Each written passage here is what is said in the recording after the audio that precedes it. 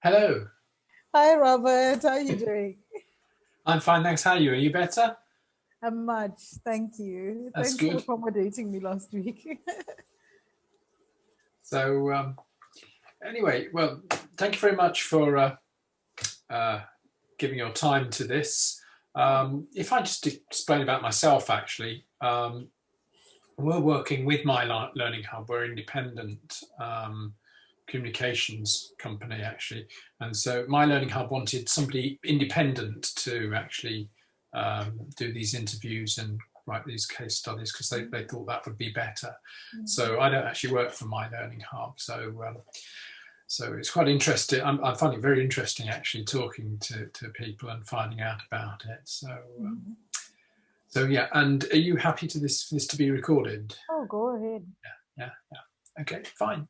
So would you like to talk a little bit about yourself and your role and your experience of My Learning Hub as a start? Sure. So I've got a double experience of my learning hub. I met them first when I was working for an organization called Harambee that's based in South Africa. And we were looking for a learner management system for the project happening in Rwanda. Um, and yeah, Harambee traditionally ran face-to-face interventions for young people. It's all about employability. The work that we do is to bring young people closer to work opportunities by giving them employability skills. And traditionally, that intervention would happen face to face. So we were just at a point where we were trying to digitize, we were trying to get scale, we were trying to get volumes, and then COVID happened. We needed to do all of those things very quickly. So I'd then transitioned into a role of kind of like going into digital technology because I'd relocated to the UK, and I came across my learning hub through LinkedIn. I think I found them on LinkedIn, Right. and then had a call with Thomas, previewed the platform. I'd been looking around for a platform for some time, so I was doing demos on different platforms, putting up an MVP, having my colleagues test and providing feedback. We just couldn't find something that just quite fitted what we were looking for until my learning hub came around. And it just, Thomas was such a great salesperson. Who can say no to that guy? Um, but over and above that, it really just felt like we were buying into a partnership. They were so willing to make adaptations to the platform. I met Max, who's absolutely fantastic.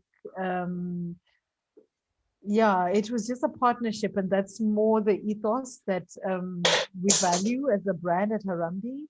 And then I was consulting for a different company, also based in South Africa, that was on the lookout for a digital platform as well. But the challenge that organization had is that it's accredited material, so there's very little flexibility that can be made in terms of adapting for an online delivery. So what we then did is they asked me to do something similar as what I'd done for Harambee, look for um, platforms. And I just put my learning hub on the list because I'd really enjoyed working with them, and seeing in action, the promises that they made materializing. So I thought it would be a great fit, especially because we're going into this deep unknown space, working with a government provider that's a million years behind on the technological, advancement front, and getting them to buy into anything is an absolute nightmare. So we went through a similar process, trialed a few platforms, including my learning hub. They loved it. We did a vote. It was unanimous. They just absolutely loved the platform. That organization is part of a group of four. So all those 4 then adopted my learning hub, and I'm running with implementation for all 4 organizations. Right. Can you mention them? So it's Afrika Tikkun would be Right, yeah. the biggest stakeholder. Then they've got Afrika Tikkun Services. There's Township Flavor, that's part of the group, and Riza Wabuile. Right. Okay. And so you're implementing that now? Yeah, that's the current role that I'm in at the moment. So in terms of the differences between the 2 organizations,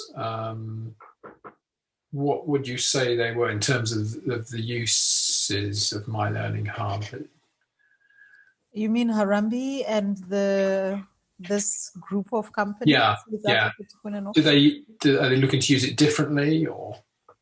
Well, it's quite similar because they both do youth development work, which is my life purpose, my passion is youth development. So, and they both operate in South Africa. Well, Harambee also has operations in Rwanda.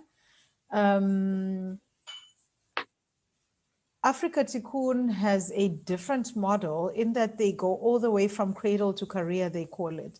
So they do work from early childhood development into primary schools, high schools, as after schools programs. They do work readiness and preparatory programs as bridging programs into employment, and also looking into employability. Whereas Harambee's focus is youth and employability. So trying to solve different problems for that specific segment. And in terms of the users, obviously Harambee is working with young people of employment age. You say the others are working with literally young children as well, is that right? Yeah. So Harambee's age is 18 to 34. That's the main demographic. And Afrika Tikkun works with children from all the way to 34, I think. I think their cutoff should be 34 because that's the government stipulated youth age. Right. Okay. And so what is it particularly in terms of, I don't know, features about My Learning Hub that makes it stand out? It's easy to use. I like the fact that one of the options that had stood out for, let's say in the Harambee context, was edX as a platform.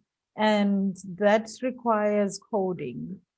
So, and the output product wouldn't be as awesome, in my view, as for the effort that one has to put in.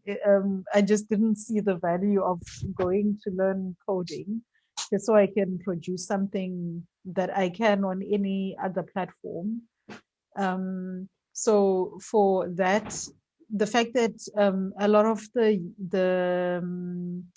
team that we would be working with have never done online courses and we're reskilling, it's super useful to just have a not too steep learning curve. Or learning gradients, maybe if you call it. So that was one. The support is absolutely phenomenal. I think that was one of the strongest selling points that they had. They didn't have too many reviews on public platforms that we could actually tap into. Maybe because they're kind of like a startup-ish at this point. But we looked them up on the e-learning industry site. There was a little bit of feedback of some satisfied customers, but it wasn't like a huge amount. But we just kind of went on a gut feel after meeting the team, doing the demo product, going into pricing negotiations. That was also a big thing.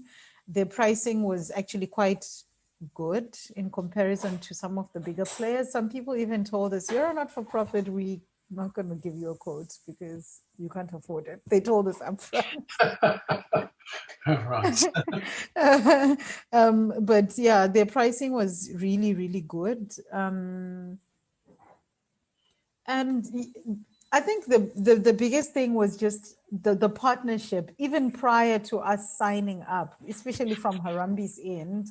There were so many questions I kept going back to Thomas with, like, I don't understand how to do this, please help me. And he just would, without any guarantee of us even buying the product. And I think the South African team would also kind of echo the same, to say any adaptation we would request, glitches that would come up, even in the testing phase, they were just so on top of it. Max would just kind of take my calls and just help me, you know, understand the platform. And it's quite an easy platform to learn. And now I even have assistance of an instructional designer, and she's awesome. Like, it's really just partners of people that just create the scaffolding around making this experience so awesome.